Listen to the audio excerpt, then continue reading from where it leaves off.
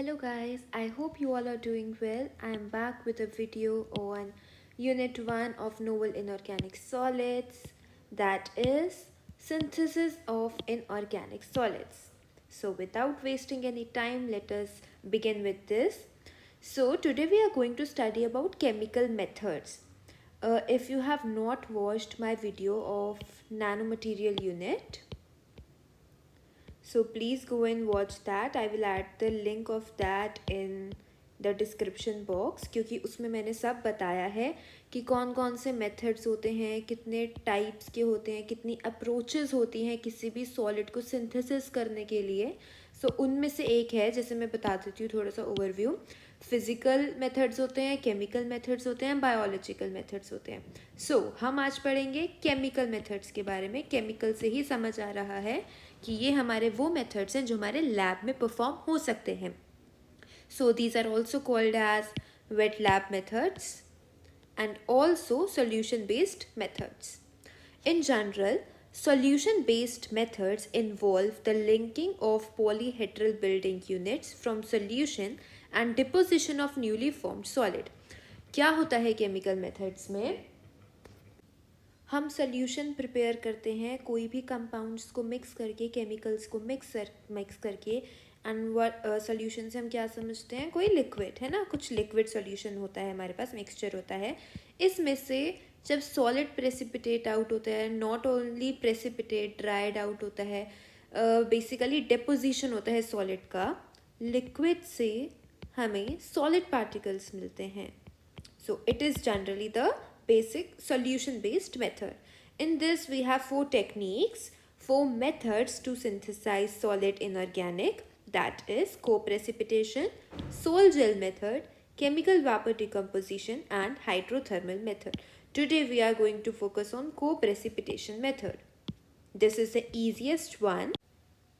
Co-precipitation is defined as the process of two or more solutes precipitating together from a solution. वही बात, किसी liquid solution से हम solid precipitate out कर रहे हैं, दैट इज़ बेसिकली को प्रेसिपिटेशन. प्रेसिपिटेट आउट करना, हम अगर नॉर्मल लैंग्वेज में, केमिस्ट्री की लैंग्वेज में देखें, प्रेसिपिटेशन हम जब लैब में करते हैं तो क्या होता है, हमें सॉलिड पार्टिकल्स मिल जाते हैं जिसको हम फिल्टर आउट कर लेते हैं, right. That is precipitation basically. The required metal cations taken as soluble salts are co-precipitated from a common medium, generally in the form of hydroxides, oxalates, carbonates और citrates. इस sentence को बहुत ध्यान से समझना. what it is saying is, हमें zone सा भी सॉल्ट प्रिपेयर करना होता है, हमें जोन सा भी इनऑर्गेनिक सॉलिड प्रिपेयर करना होता है, हम उसी का सॉल्ट ले लेते हैं. See, if we want to prepare Zn particles, if we want to prepare Cu particles या कोई भी मेटल के पार्टिकल्स हमें प्रेसिपिटेट करने हैं, सिंथेसिस करने हैं, हम इन्हीं का कोई सॉल्ट ले लेंगे, जैसे ZnCO3, ZnSO4 या कोई सा भी salt. These are salts, right.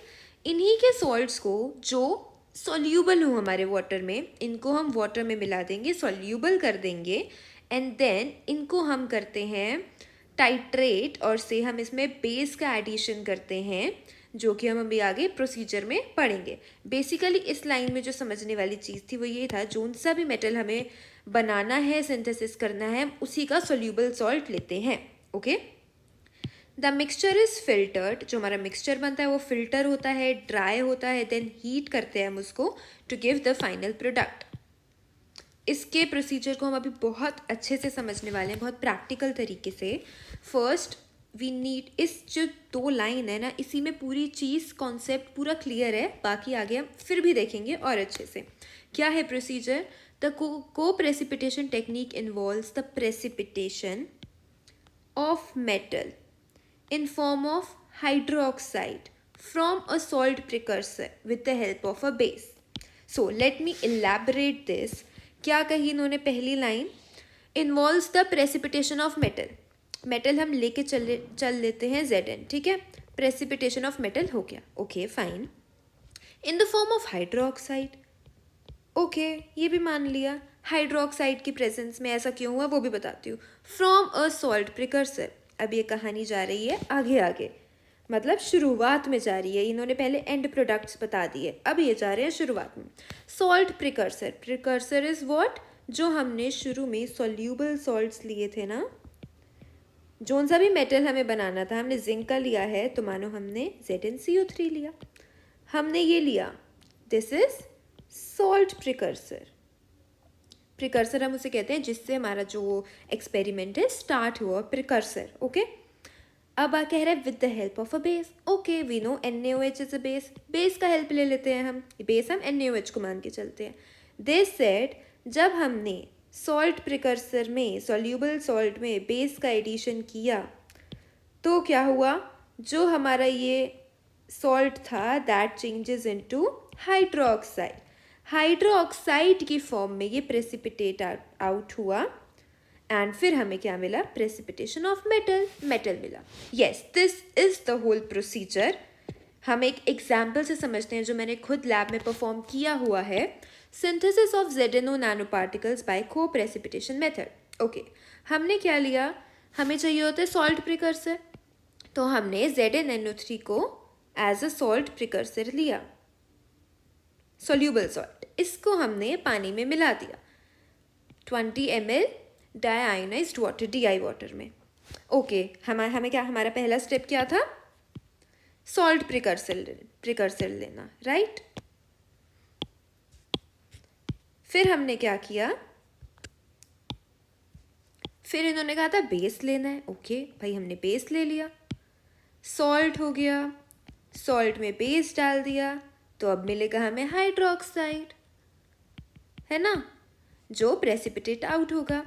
NaOH जो बेस होता है हम उसे ऐड करते हैं ड्रॉप वाइज इस सॉल्ट में, जिंक नाइट्रेट में, with the help of a glass burette. आप यहाँ देख सकते हो ये पूरा सेटअप है, ये हमारा बीकर है जिसमें हमारा ZnNO3 है, सॉल्ट है, सॉल्यूबल सॉल्ट, इसमें हम ब्यूरेट की हेल्प से डाल रहे हैं बेस, ब्यूरेट, और इसको हमने किस पे रखा हुआ है, मैग्नेटिक स्टरर पे, कि ये कॉन्स्टेंटली स्टर होता जाए with a good speed the glass burette while vigorously stirring zinc nitrate solution using a magnetic stirrer.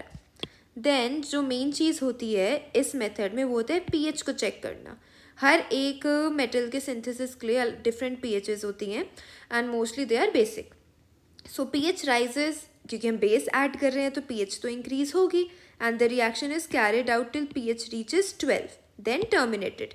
हम बार बार pH चेक करते हैं C, जब हमारी pH 12 हो जाती है तब हम बेस को डालना उसमें बंद कर देते हैं। White precipitate is filter out, हमने वाइट प्रेसिपिटेट को फिल्टर किया, देन उन्हें ड्राई किया 80 डिग्री सेल्सियस पे, ये हम नॉर्मल ओवन में करते हैं। White coloured powder is calcinated at 350 degree Celsius for 3 hours in muffle furnace. muffle furnace एक ऐसी मशीनरी होती है और से इंस्ट्रूमेंट होता है जिसमें बहुत ज़्यादा हाई टेम्परेचर होता है। दिस इज़ दैट स्टेप, हमने इसमें रख के उसको ड्राई किया, एंड ये रहा muffle furnace, you can see, and then हमारा जो प्रोडक्ट था वो हमें ऑब्टेन हो गया। So this was that simple. I hope it is very much clear to you all. So let us summarize this. In co-precipitation method, this is a chemical method. इसमें एक precursor होता है जो उसी मेटल का salt होता है जो हमें बनाना होता है, उसमें हम बेस ऐड करते हैं, स्टर करते हैं मैग्नेटिक स्टरर के through, important step pH maintain करते हैं, देन फिल्टर करते हैं, ड्राई करते हैं, हीट करते हैं। So yes, we are done with the co-precipitation method. We are left with sol gel. In the next videos, we will cover this, hydrothermal and CVD. So I hope it is very much clear to you all. That's all for today. We will meet you in the next lecture. Thank you.